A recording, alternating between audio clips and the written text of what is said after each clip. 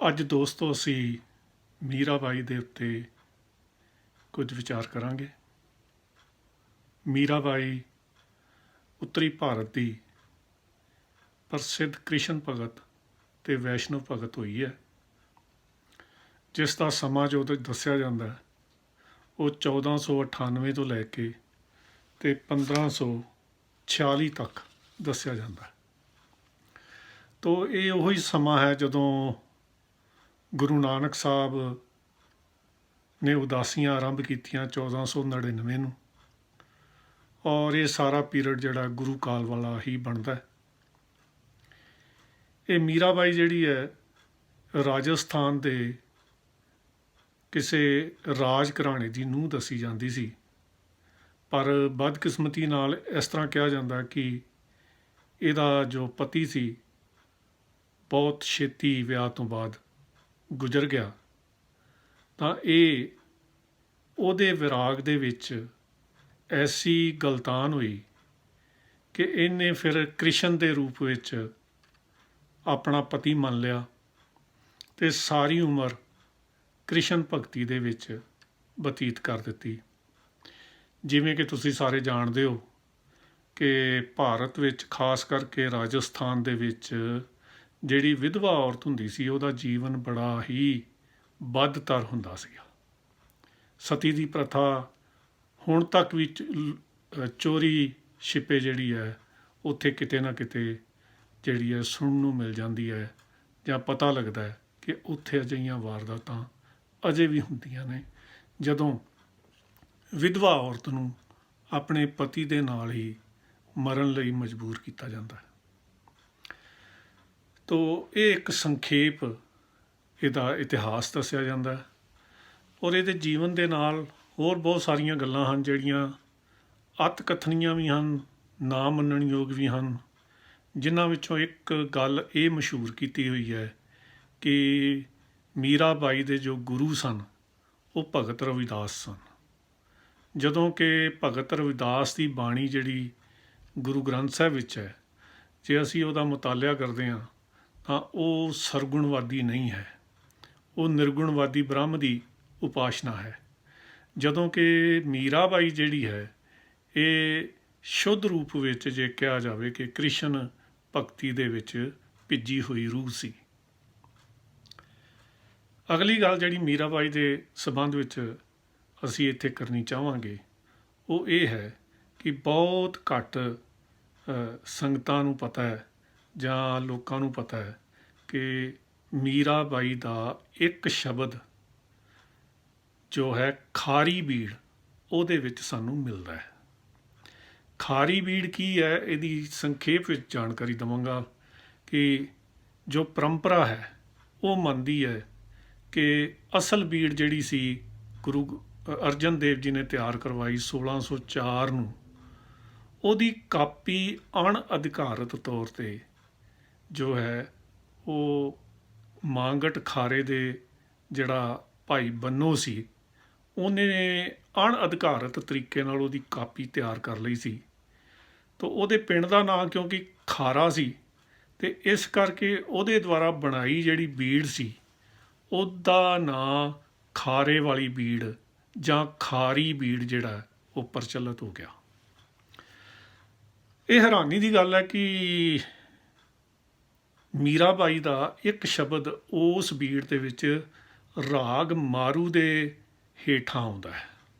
ਰਾਗ ਮਾਰੂ 31 ਰਾਗਾਂ ਦੇ ਵਿੱਚੋਂ ਇੱਕ ਹੈ ਜਿਹੜੇ ਗੁਰੂ ਗ੍ਰੰਥ ਸਾਹਿਬ ਦੇ ਰਾਗ ਨੇ, ਔਰ ਬਹੁਤ ਸਾਰੀਆਂ ਸੰਗਤਾਂ ਜਾਂ ਜਿਹੜੇ ਖੋਜਕਾਰ ਨੇ ਦਿਲਚਸਪੀ ਰੱਖਦੇ ਨੇ ਉਹ ਜਾਣਦੇ ਨੇ ਕਿ ਗੁਰੂ ਗ੍ਰੰਥ ਸਾਹਿਬ ਦੇ ਇਸ ਵੇਲੇ ਜਿਹੜੇ ਬਾਣੀਕਾਰਾਂ ਦੀ ਗਿਣਤੀ ਕੀਤੀ ਜਾਂਦੀ ਹੈ ਉਹ ਕੁੱਲ 35 ਹੈ, ਪਰੰਤੂ ਜਿਹੜੀ ਆਦਿ ਗ੍ਰੰਥ ਦੀ ਸਿਰਜਣਾ ਕੀਤੀ ਸੀ 1604 ਦੇ ਵਿੱਚ ਉਹਦੇ ਵਿੱਚ 34 ਸਨ। 34 ਕਿਹੜੇ? ਉਹਦੇ ਵਿੱਚ ਗੁਰੂ ਤੇਗ ਬਹਾਦਰ ਦੀ ਬਾਣੀ ਨਹੀਂ ਸੀ, ਇਸ ਕਰਕੇ 34 ਸਨ।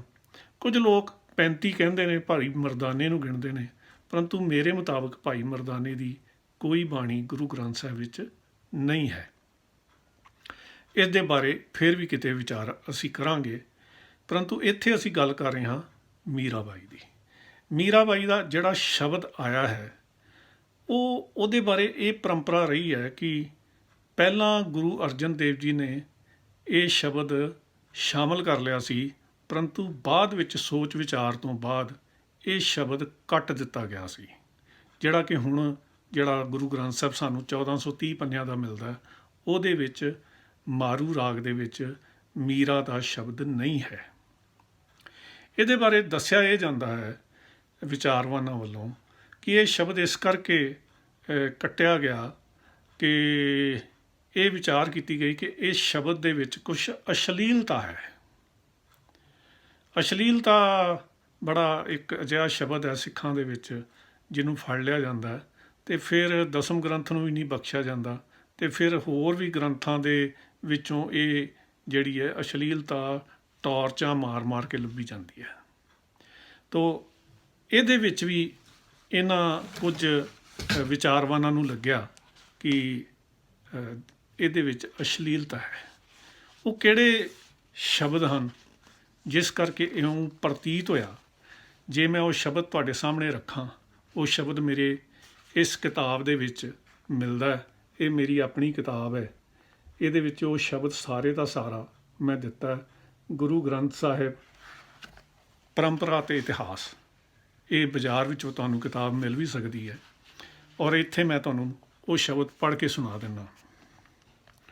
ਉਹ ਸ਼ਬਦ ਹੈ, ਮਨ ਹਮਾਰਾ ਬਾਧਿਓ ਮਾਈ, ਕਵਲ ਨੈਣ ਆਪਣੇ ਗੁਣ ਰਹਾਓ, ਤੀਖਣ ਤੀਰ ਬੇਦ ਸਰੀਰ ਦੂਰ ਗਇਓ ਮਾਈ, ਲਾਗਿਓ ਤਬ ਜਾਣਿਓ ਨਾਹੀ, ਅਬ ਨਾ ਸਹਿਓ ਜਾਈ। ਵਿਰਾਗ ਦੀ ਗੱਲ ਹੈ, ਜੋ ਕ੍ਰਿਸ਼ਨ ਭਗਤੀ ਦੇ ਵਿੱਚ ਵਿਰਾਗ ਸੀ, ਉਹਦੇ ਵਿੱਚ ਉਹ ਆਪਣੀ ਵਿਰਾਗ ਦੀ ਅਵਸਥਾ ਨੂੰ ਬਿਆਨ ਕਰ ਰਹੇ ਨੇ ਸ਼ਬਦਾਂ ਦੇ ਵਿੱਚ।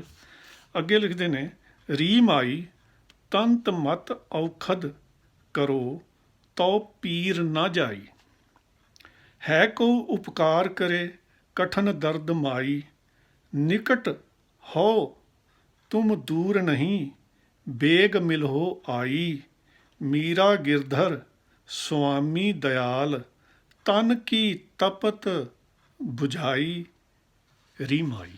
ਇਹ ਜਿਹੜੇ ਸ਼ਬਦ ਅਖੀਰ ਵਿੱਚ ਆਏ ਨੇ ਨਾ, ਤਨ ਦੀ ਤਪਤ ਜਿਹੜੀ ਹੈ ਉਹ ਨਹੀਂ ਬੁੱਝੀ।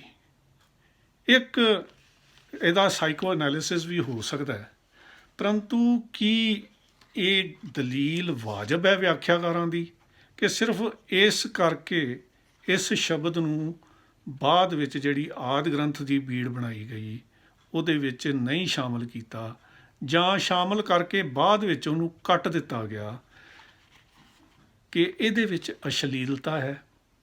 ਕੁਝ ਲੋਕਾਂ ਨੇ ਇਹ ਦਲੀਲ ਬਣਾਈ ਕਿ ਇਹਦੇ ਵਿੱਚ ਸਰਗੁਣਵਾਦੀ ਤੱਤ ਹਨ, ਜੋ ਕਿ ਗੁਰਬਾਣੀ ਦੀ ਮੂਲ ਧਾਰਾ ਦੇ ਖਿਲਾਫ ਹੈ। ਇਸ ਕਰਕੇ ਇਹ ਸ਼ਬਦ ਨੂੰ ਜਿਹੜੀ ਹੈ ਉਹ ਜਗ੍ਹਾ ਨਹੀਂ ਮਿਲ ਸਕੀ।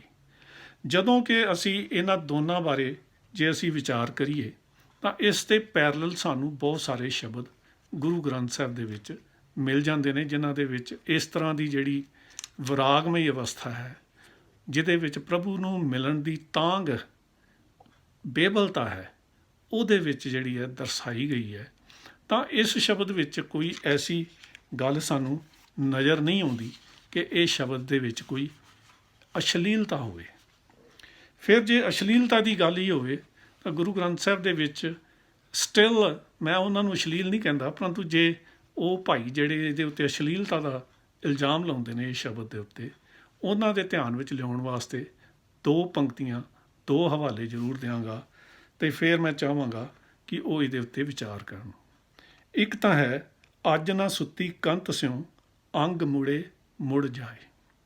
ਇਹ ਬਾਬਾ ਫਰੀਦ ਦੀ ਹੈ, ਔਰ ਇੱਕ ਗੁਰੂ ਨਾਨਕ ਸਾਹਿਬ ਦੀ ਹੈ। ਉਹਦੇ ਅਰਥ ਇੱਥੇ ਵੀਡੀਓ 'ਚ ਨਹੀਂ ਮੈਂ ਕਰਾਂਗਾ, ਉਹ ਤੁਸੀਂ ਟੀਕੇ ਤੋਂ ਕਰ ਲੈਣਾ। ਉਹ ਪੰਕਤੀ ਗੁਰੂ ਗ੍ਰੰਥ ਸਾਹਿਬ ਦੇ ਪੰਨਾ 1410 ਦੇ ਉੱਤੇ ਹੈ, ਔਰ ਗੁਰੂ ਨਾਨਕ ਸਾਹਿਬ ਦੀ ਪੰਕਤੀ ਹੈ ਮਹੱਲਾ ਪਹਿਲਾ, ਉਹ ਤੰਗੀ ਪਿਉਹਾਰੀ ਗਹਿਰੀ ਗੰਭੀਰੀ। ਇਹ ਸਾਰਾ ਸਲੋਕ ਜਿਹੜਾ ਹੈ, ਜਿਹੜੇ ਸਰੋਤੇ ਨੇ ਔਰ ਦਰਸ਼ਕ ਨੇ, ਉਹ ਇਹਨਾਂ ਦੇ ਉੱਤੇ ਟੀਕਿਆਂ ਤੋਂ ਵਿਚਾਰ ਕਰ ਸਕਦੇ ਹਨ। ਇਸ ਸ਼ਬਦ ਦੇ ਬਾਰੇ ਜਾਂ ਮੀਰਾ ਦੇ ਬਾਰੇ ਅਸੀਂ ਅਗਲੀ ਵੀਡੀਓ ਦੇ ਵਿੱਚ ਹੋਰ ਵਿਚਾਰ ਕਰਾਂਗੇ। Thank you.